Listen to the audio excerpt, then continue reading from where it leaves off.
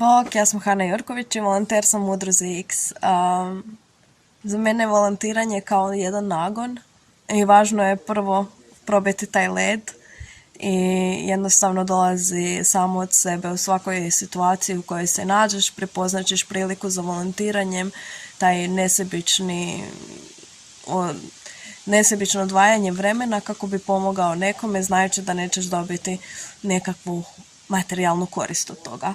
Ali koristi koje ćeš dobiti od toga su puno veće i neprocjenjive. A to je rad na sebi, to je naučiti puno stvari, nove prilike, nova poznanstva, prijateljstva.